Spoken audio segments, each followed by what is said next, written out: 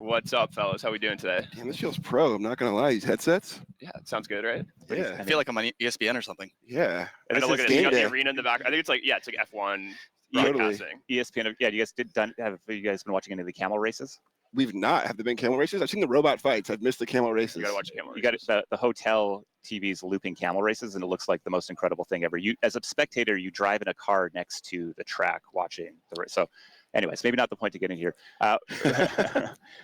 Welcoming Trevor and Armani Backpack, and I don't even know what the hell you're doing right now, Trevor.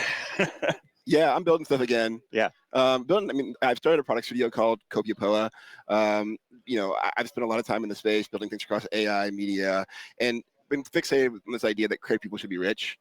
And I've started a product studio called Copiapoa because I fell in love with this cactus that will kill off part of itself to survive in hostile climates. And it felt apt for creative people in this moment. If AI, robotics, and all the other pressures don't destroy us, we need to figure out how to create some, kill some dogmas and figure out how to iterate and evolve. And I feel like crypto's a big part of that. And so hacking away at some new ideas. So yeah, I thought it would be fun to bring you on. You've been doing a bunch of writing sort of around this sort of artist trader world, and Armani are sort of leading an exchange and bringing these assets to you. So there's sort of this two sides of the coin here that I thought could be kind of interesting to get into. But maybe just to level set, Armani, if you want to just let people know what is Backpack, and I just feel like you have so much more of an impact in the space than maybe the wider crypto space knows today. Yeah, sure. I mean, today Backpack is, on the one hand, a self-custodial wallet. On the other hand, a globally regulated international spot derivatives exchange. We are focused on everything from growing the crypto economy and building and integrating with all the applications here on Solana for the past several years, and we're focused on everything from regional expansion and going to markets in places like Europe and Japan. So I'm based out in Tokyo, and we do a lot of stuff in local regions to help kind of bring things like Solana to the world. So yeah. Awesome. So I think where I want to start this off is both of you guys are making a big bet that tokens are going to be more in demand in the future than they are today. There's a great tweet, I think, from Adam Tech over at Counterparty TV, said there was only 2.9 million tokens issued last month, which I think if we go back a few years would seem insane, and yet is actually a decrease over where we've been in the last little while. So I'm curious, what is giving you confidence in the growth of demand for tokens? Yeah, I mean, I think the way I look at tokens is simply as a new canonical data representation of value. And that value can be everything as trivial as a meme token to something as important and foundational to the world as equities in the US stock market. And really what we're all doing here is we're redefining market structure all around the world. And I think over the past several years, what we've seen is really the technology build out to be able to support applications at scale today. And you combine all of that innovation over the past several years now with the legal frameworks that are kind of coming into place in the US and everywhere around the world, frankly. We're about to see an explosion of value tokenized and redefining capital markets all around the world. And so I think tokenization is kind of a bit of a buzzword, admittedly, but what's happening is very real. And I think you're seeing the maturity of the industry as kind of the world is waking up to kind of what the future of finance actually is going to look like. And it really all revolves around that token primitive to define what it means to be able to own something no matter where you are in the world. Yeah, I think I could say better myself. I mean, the way I describe people that aren't maybe as close to finance or tech is, in previous bubbles, we laid a ton of fiber. People are like, what are we going to do on the internet with all this fiber? And turns out that video and media filled that up, and you could watch films and you could watch television, these kind of primitives you were familiar with in your browser on your phone. And the things that I'm kind of focused on is yes, we're going to tokenize everything, and there are going to be markets for lots of things and high frequency trading running through these really robust pipes that people like Armani help build. But are there emergent markets that would probably look pretty foreign to folks who only think of financial markets as guys at hedge funds trading, derivatives about commodities or whatever it is. And what I'm intrigued is there a path? Is there a world where people who are cultural analysts can have the upside of the guys that have yachts because they're commodities traders? And that's what we're kind of thinking about more broadly. Yeah, I think one of the questions I'm most fascinated with, especially as tokenized stocks come on chain, traditional hedge funds come on chain, meme coins continue to proliferate. The number of tokens that people have the options to buy is infinite. Obviously, access is the greatest promise of crypto. But how does your average person find conviction or even understand what tokens they should buy and why they should buy them, I think is kind of a very pressing question in our industry. And I think maybe Trevor, you could tie this into your kind of artist question if you want to. I mean, I wrote a piece that's kind of artist as trader. I think it's like kind of dissonant. People think about artists as being hostile to finance, and I'm the kind of product of the 2008 financial crisis. That's why I got into crypto. I was like, these fucking people ruined my parents' lives and my friends' lives. I don't want any part of this. But I think the really intriguing thing for me is I do think of like cultural intuition as a financial skill. I think of artists as creating objects and that are expressing beliefs and taking a position about the world. I think of traditional traders as doing the same. And I think what like permissionless markets have enabled is for us to create markets around things that artists have information advantages in. So when you ask what tokens people will participate in, I think if you're like a trad, trader, maybe a traditional like perp dex is exciting for you because you can stare at numbers or PE ratios and plug in a place that feels familiar. I think if you're someone who understands how like narratives grow and move online, a meme coin probably feels quite familiar, and you have an advantage that allows you to have asymmetric upside that traditionally has only existed on Wall Street or wherever else. And so that's where I get excited. Armani, how do you guys think about this? Like, do you see it as your job to help people understand what tokens to buy, or is it really just about having all the assets available and they find conviction elsewhere? I mean, knowing what tokens to buy is an age-old problem, right? Everybody wants to buy low and sell high. That's true whether you're buying tokens, meme coins, stock, or real estate. It's certainly, I don't think, our job to necessarily tell people what to buy, but it is our job to support the broader ecosystem and to help elevate the projects that we list and that we work with. And so I think ultimately it's very true that rising tides raises all boats. In the context of an exchange, we don't have in a business unless we have amazing assets and amazing protocols that are changing the world. And so from that point of view, I think we certainly are in the business of like surfacing relevant information. But ultimately, it's a problem in crypto in the same way it's a problem in the stock market. Yeah. I mean, one problem that we maybe don't see in the stock market so much is the fundamental question of like, how do we value these things? And I'm curious, I feel like you both might have slightly different takes on this. So Armani, maybe I'll start with you. I'm like, how do you sort of think, what's your mental model around what makes a token valuable? I wouldn't say my mental model is really any different from any other asset, right? You buy something for, I guess the discounted cash flows to the present we got a day, fundamentals guy here. Yeah, here we go. Joe Weisenthal, shout out. And I think that's true, obviously, whether it's crypto or anything else. And I think you're seeing that a lot in Solana, where everybody's talking about revenue now. People are starting to talk about tokenized stocks. They're talking about maybe utility-less tokens. People are having a pretty ravenous conversations about ownership coins versus future ARCIs versus buying back tokens and distributing revenues to token holders, and the lack of structures that are kind of holding things together. And I think the fact of the matter is that the Delaware C Corp is probably the most socially scalable technology in the entire world. And I think there is nuance when talking about these new things that are not companies. Something like Solana, something like Ethereum, definitely something like Bitcoin, where this cash flow model is not exactly the right thing. Certainly when it comes to NFTs and artwork, where there's a much more qualitative, like cultural component in this collective story that we all tell ourselves, maybe across different generations. So I think it really depends on the asset that you're talking about and why you are acquiring it, right? Art is very different than a share in a company, which is very different than a commodity or something as abstract but important as a monetary asset. Yeah, I mean, I think that's perfect. I can't really extend more of that. But me, one thing I'll highlight is I think one of the things I'm excited about in attention markets, prediction markets, and things that are kind of combining both of them is this idea that I saw NFTs as a bit of a sleight of hand. To me, they were an attention game. I thought the art was bad. I'm someone who collects art, capital A art. I thought a lot of the art was bad, and there were people that were kind of doing this hand wavy thing about value, and then kind of playing attention games. Why I like attention markets is people are calling a spade a spade. They're saying this is what it is. And so I think I'm really excited by the folks that are tokenizing, real world assets, that are bringing real businesses on chain, that are figuring out how these tokenized models can work beyond governance tokens or other hand wavy things. I'm equally excited about letting people speculate on and invest in attention. So I loved your piece that came out recently, and I think you have this sort of ability. And you've been on TikTok and stuff, and I see you come across my feed with these like talking to cameras. I absolutely love it. Trying. But the core of it, I think, just to quote a bit here, you said artists like traders are analyzing, like traders analyzing companies or macro trends. They're trying to read the present and position themselves for the future. And I think the other line that really stood out to me was that there's something more soul crushing than existing in inefficient markets. It's being forced to play the wrong game entirely. Can you expand on that? Because I feel like that's a bigger thing relevant to crypto than maybe was sort of represented there. Yeah, I mean, I think I was trying to grapple with this dissonance that I seemingly felt in the group chats I've been in. For those who don't know me, I was a recording artist for a top 10 album when I was 23, and I kind of get to this intersection of art and technology for most of my life. And all of my group chats with my peers who used to talk about prestige television or new albums or new films have stopped talking about those things and talking about Fed rate cuts. And you're like, wait, what happened here? And then you start squinting and you think, wow, all these people have always been in the business of prediction.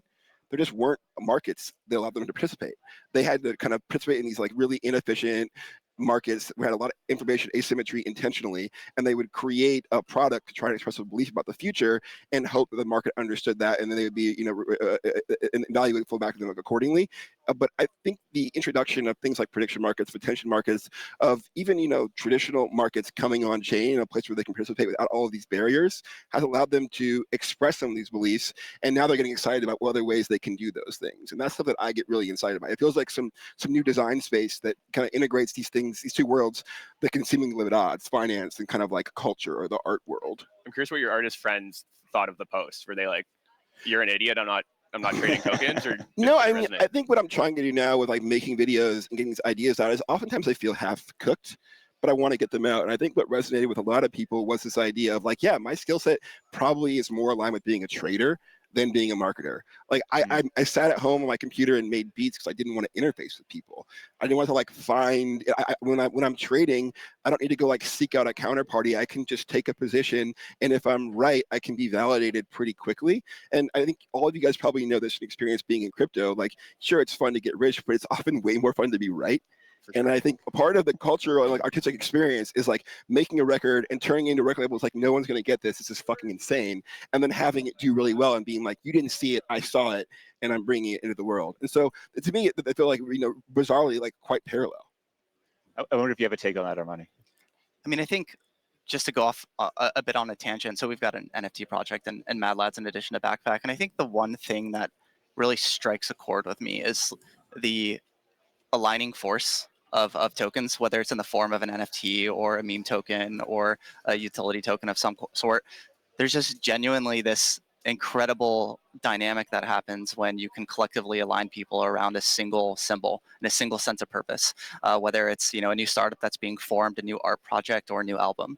And I think that kind of is really one of the magical pieces of a lot of what's happening in crypto over the past several years. It's like this conference that we're sitting at here. It's like every year, it's like a family reunion of people that we've kind of never see in person, but intimately know really well online. And I think that touches certainly like the artistic elements in a way, I think much deeper than just like trading or markets. I mean, why do you think Mad Lads has been able to, I guess, be so Lindy in a way, or kind of maintain its community? I think a lot of that is also the promise of meme coins, but we don't see it actually happening in the same way. Like maybe the belief or whatever coordination exists for a week, not years, like we've seen with some of these old NFT projects. So like why is that? I mean, I view NFTs very similarly to I view any other art project.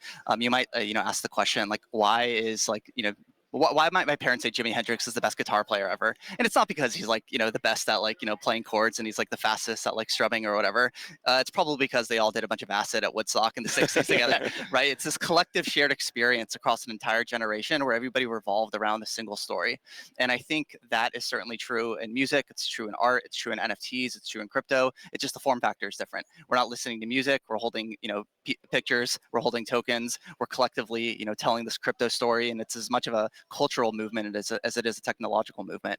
And so I think that is like really kind of the framework I use for thinking about it. So it's interesting to me because I think we live in the most fragmented attention and identity time probably ever. And so we think about the mainstream media, we think about the 3 channels of TV, we think about the Woodstock experience. All of those things are so relevant because they were the one thing that really broke out. And now we're living seems like independent little niche lives in different ways. And so I'm curious, does that sort of like create more of a bull case for these sort of tokens and products, or is that maybe something that is there like an upper limit now because of that attention being so split? I think the exact same thing is happening, but people now have the tools to be able to do it on a much smaller scale. So you no longer need to get access to like all of the resources to be able to throw a huge festival and like own the radio waves and be able to actually, control the distribution channel. You can create your own distribution channel yourself. You can create your Discord, your own Telegram group. You can build your own app. You can Live get stream.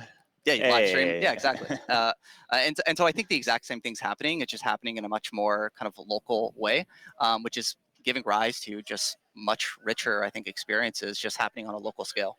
Yeah, I mean, my only answer to that would be like, I think you see in the real world this ability to kind of LARP as different, cultural forms. I'm always like, I'm a millennial, so I often see kids who are younger than me, like be a goth one day, be some like hip hop dude the next day, like a cowboy the next day. And I'm like, you can't do that. Like when I grew up, there were like a skater table, the prep table, or whatever it is. But I think that kind of like fluid identity has permeated it on chain. Like there are some spaces where my synonymous identity allows me to exist as one person, and I'm another person with my docs identity online. I think tokens community enable that kind of behavior as a Schelling point to rally around and form an identity around.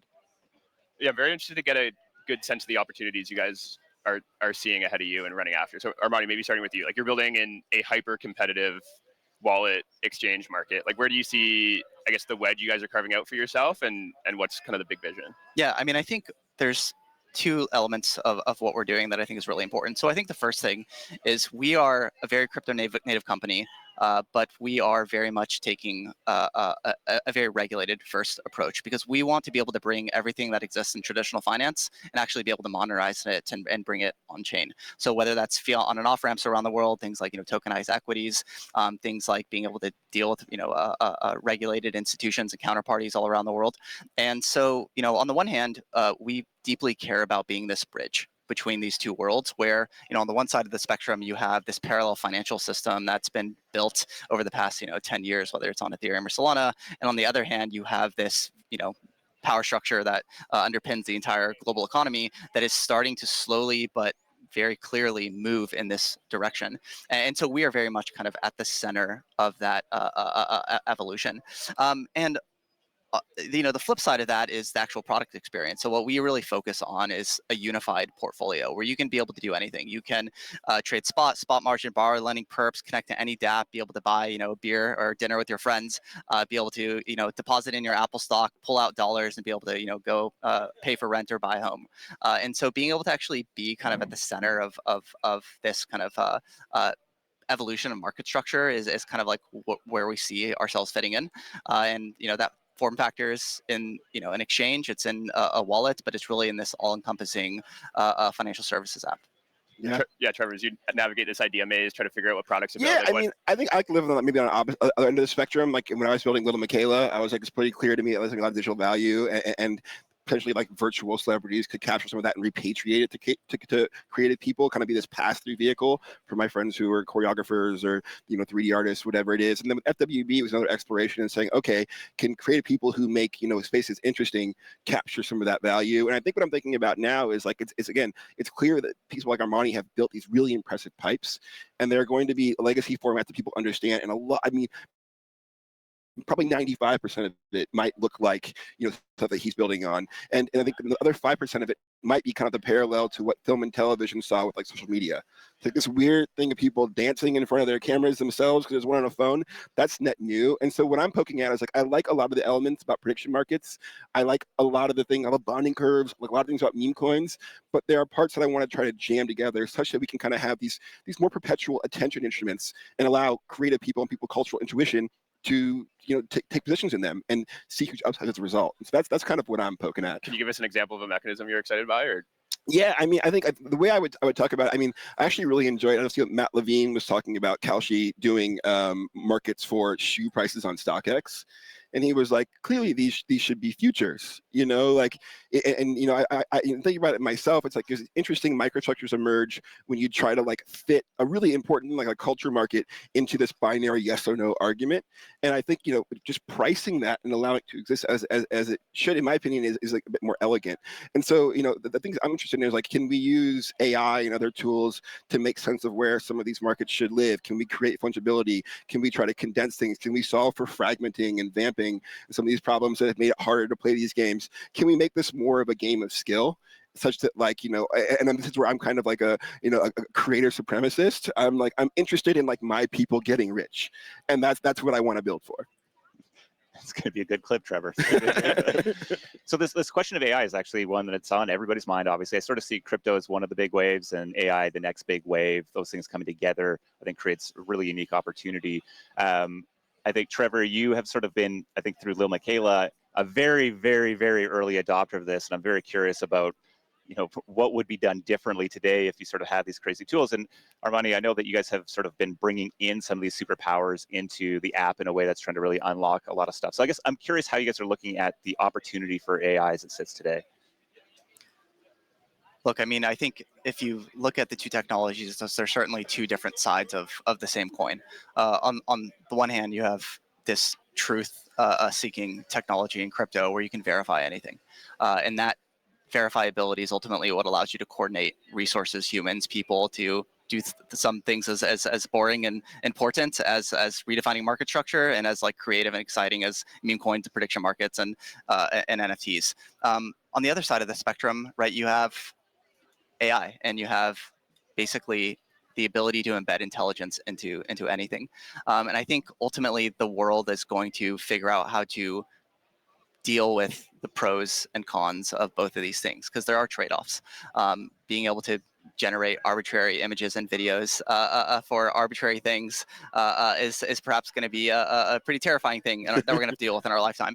And so I think, from a product point of view, it's ultimately just going to be about how do we bring and predict the most amount of value for users. And I think that's, inference at scale, kind of in a nutshell.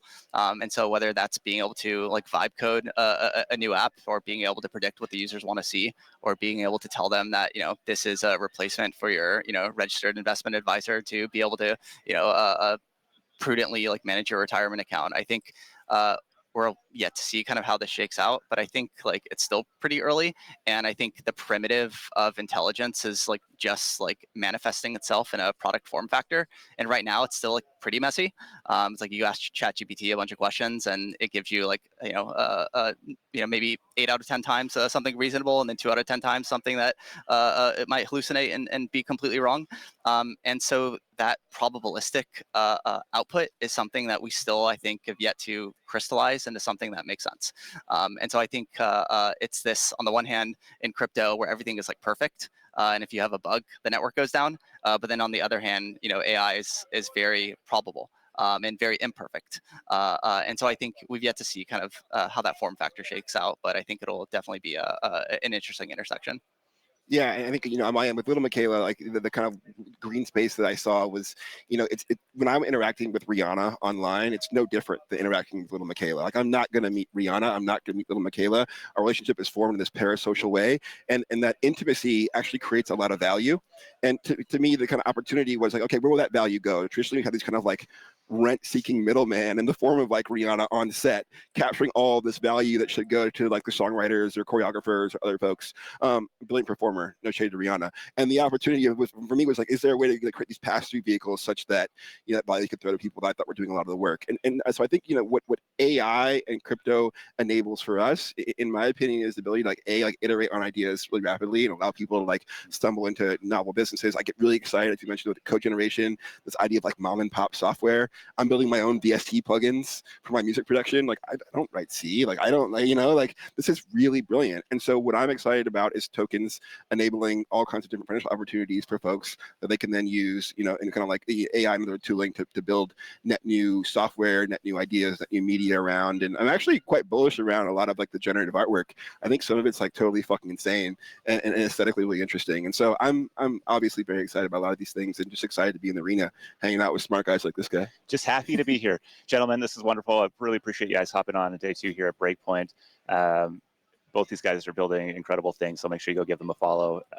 I think we've all been in the space for a while, and I think maybe if you've come in fairly recently and dealt with the volatility, maybe haven't had the chance to sort of learn the hard trials and tribulations that have come through previous cycles. But I look forward to 2026 and just think like, oh my God, we've got kind of everything we've wanted, and now we don't really know what to do with it. It's a different problem, but I think a much better problem to have. So excited to see what you guys go build in 2026. Appreciate you guys for hopping on with us today, and We'll chat soon. Dude, a pleasure. Yeah, if you guys want to see the future at Runner Rodeo. Oh yeah, we didn't even talk about like this. No. This is like, what the fuck is this that he's building? Get across my timeline. You want to just chill it for a second? Yeah, I mean, it's what I've been talking about. Like, we're trying to build a product that allows creative people to win, build like kind of like new markets, new behaviors, and new instruments that allow people to like win these games. And so we're gonna focus some things and some cool shit coming. You can be earlier. We're cooking. Let's go. All right, dudes. Thanks so much. Thanks, guys. Thanks, fellas. Yeah, man. Metaplex. This clip brought to you by Metaplex. Launch tokens and NFTs on Solana and the SVM.